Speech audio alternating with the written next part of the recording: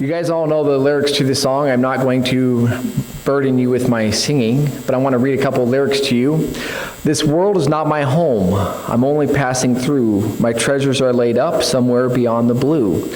The angels beckon me from heaven's open door, and I can't feel at home in this world anymore.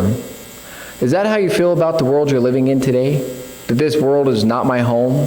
That I'm only passing through, that that I don't feel at home in this world? Or do you feel completely satisfied, completely happy with everything this world offers you? And you're happy to stay here content as long as you have the option to stay.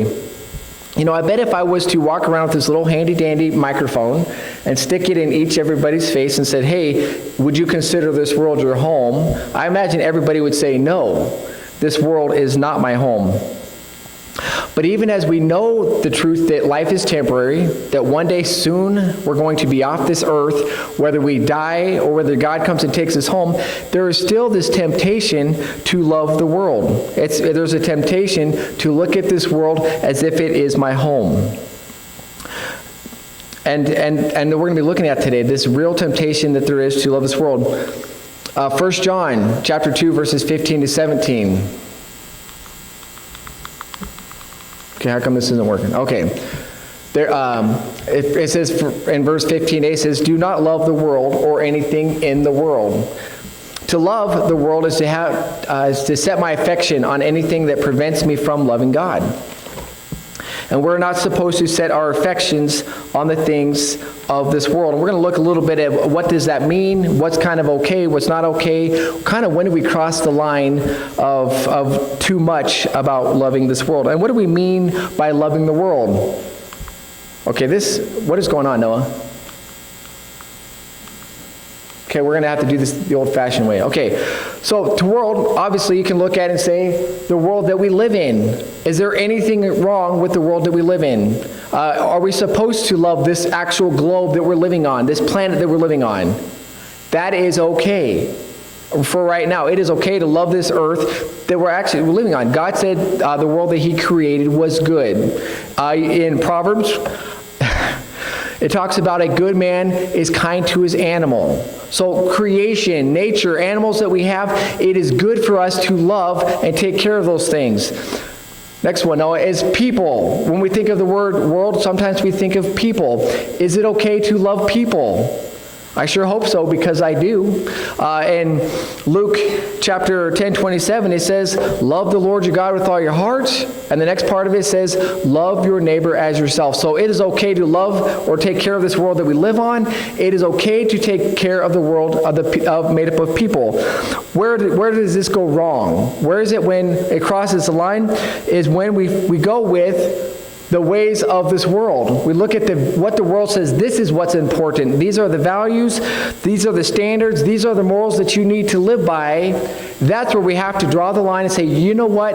I cannot love this world. When it comes to this point, I hope that you do not feel at home with the world, that you don't feel content to go along with everything the world says. This is how you should handle every situation. When it comes to the values of this world, when it comes to the really bad things like witchcraft and demon worship and Ouija boards, we obviously say, you know what, I don't love this world. I don't want any part of this world. Those things that are easily and obviously bad, we're happy to say, you know what, I don't want any part of that. Because they look bad. They have the appearance of bad in every possible sort of way.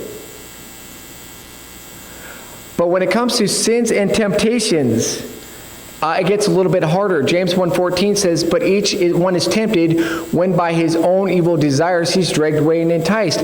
I am built in with a sin nature. There are some temptations and some desires that just come so natural to me that I want to do them. I don't have to conjure up this feeling that I like something. I just have a certain draw for certain temptations, and I'm going to assume that you do too, because you are human. And verses like this in the Bible that says we all have our own evil desires, our own temptations that we want to go to, that we want to be a part of.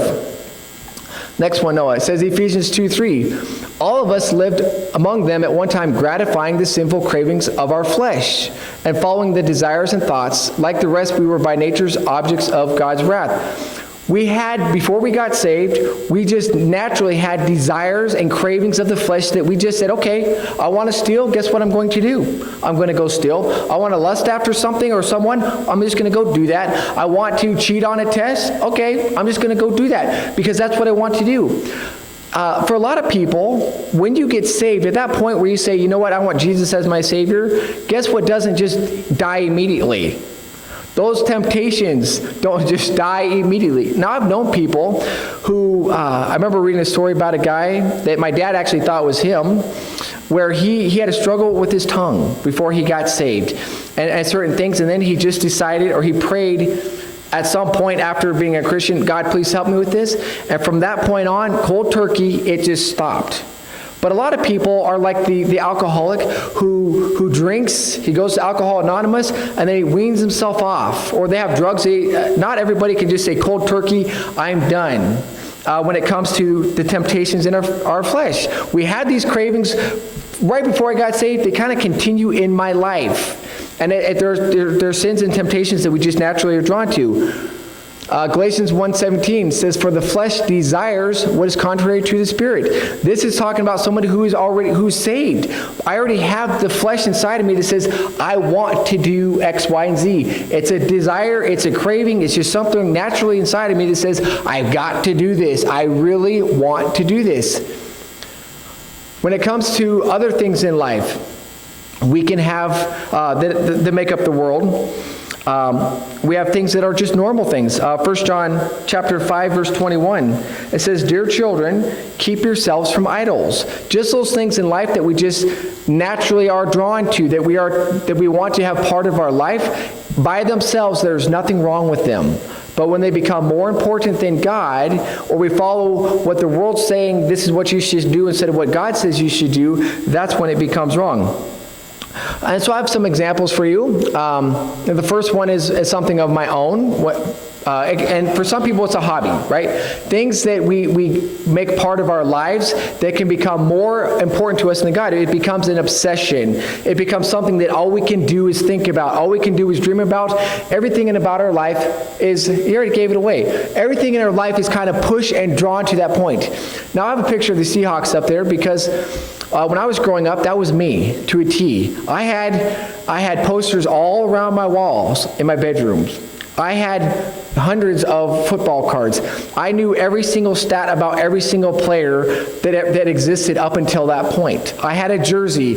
Everything about my life was about the Seahawks. I've told you how I used to run home. As soon as amen was done, I was out the door, running a mile home to watch the Seahawks lose.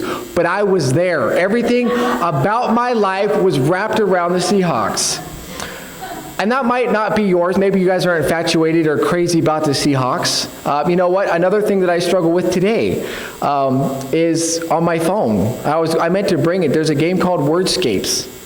And if I'm not careful, I can spend hours upon hours looking, and there's a little circle thing with all these letters and trying to come up with games. I can spend hours upon hours trying to come up with words that don't mean anything so that my team can hopefully win. I could do that. It's a hobby, and that could become more obsessive to me than something that God's asking me to do. So then maybe that's you. Maybe say, I struggle with a hobby as well. It might be your occupation. You can give me the next slide too. It might be, you know what, my whole life, my whole focus is about my job. You know, I understand that some jobs require more work than others. You know, there's no way I would ever dream of being a rancher. You know, I know like sun up to sundown, 40 hours a day, right? That's kind of what a ranch life seems to require. But I know it doesn't require every moment of every day, just like every other job. But it would be really easy for my job, and I'll blame myself too. Okay, so I'm pointing the fingers at myself. This last January, my wife had a conversation with me about actually stopping work, which you might think, Josh, you work one day a week. What do you do the rest of the time? Well, I'm always trying to get ahead. I would come home from work here and I'd grab something else and I would try to study this out. It would be a Sunday school lesson, or it would be something else that somebody might ask me this challenging question, and I would wait till like 8 o'clock at night. And Leslie's like, Josh, when are you going to stop working? And so I can find myself in that same boat. And I can say, I'm doing a good thing, but it can become an obsession to me as well. The last one example I have is Loving, a relationship. You can have a relationship in your life that becomes so important to you that your whole life is based off of this. Now, young people, when you fall in love, that's kind of what seems to happen. All I can do is think about her, and that's all I thought about, and that's all my whole life revolved around her at that point in my life. But relationships become the same way. And so it doesn't have to be just the demons and the things that are really, really bad. It can be the temptations in my life that we all face, or it can be the good things in my life. There's a problem with those things, not in and of themselves, maybe the Seahawks, but there's nothing wrong with sports. There's nothing wrong with jobs, and there's nothing wrong with relationships with people. The problem comes when I put all those things and make them more important than God. That's all I'm thinking about. That's all my life revolves around, is that. Then I have to start to wonder if I am one of those people who is falling into the temptation of loving the world. And this isn't just for little kids. It's not just for teens. This is something that every one of us can fall into. I already blame myself for all of those at different stages in my life. 1 John chapter 2, verses 12 through 14, we looked at this a couple weeks ago. We looked at how John was writing to the children. He was writing to those who were considered young in the faith. He was writing to the young men, those who are considered those who are maturing in the faith. And he's writing to those who are mature, those adults in the faith. And he's writing these same things. Kids in the faith, don't love the things of the world. Young men in the faith, don't love the things of this world. You who have been mature in the faith, you're going to still struggle with this. Do not love the things of this world. And so it's something that each of us can fall into, this category, and you can find it all throughout Scripture, where people have chosen to love the things of this world rather than love the God of the universe who gave us this world.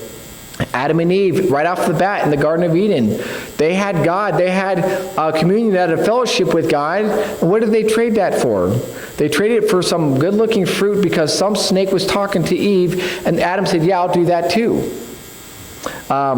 Achan, he was a guy with, after the Israelites conquered Jericho, they were supposed to go defeat this little area, I think it was like 3,000 people. No, it was probably more than that. But anyway, of Ai. Well, and after the Israelites defeated Jericho, they're ready to go defeat everybody, especially some dinky little country or this little city, and they got slaughtered with the men that they sent. And you find out that it came down to Achan, who decided when they were pulling all the treasures out of Jericho, he decided to keep some for himself. He at that point, he's saying, I love myself. I love what this world has to offer me more than what God has to offer me. I mean, even being God's chosen people. Paul had a guy working for him, or a friend of his named Demas, who it says in 2 Timothy 4:10 that he left Paul in prison. You know, I've told you before, if you're in prison, you're kind of relying on people to provide you with food and clothing. Well, this guy Demas was there helping Paul. And he says, see ya.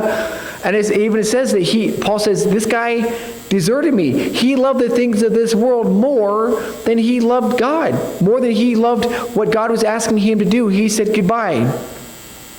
Next week, we're going to be talking about something that's a little bit difficult, because it's talking about people who have wandered away from the faith. And it's in verse 19, it says, they went out from us, but they didn't really belong to us. For if they belonged to us, they would have remained with us.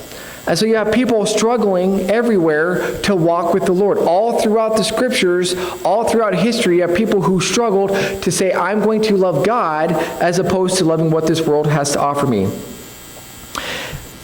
If you love this world, you don't love God. You cannot love God and the world at the same time.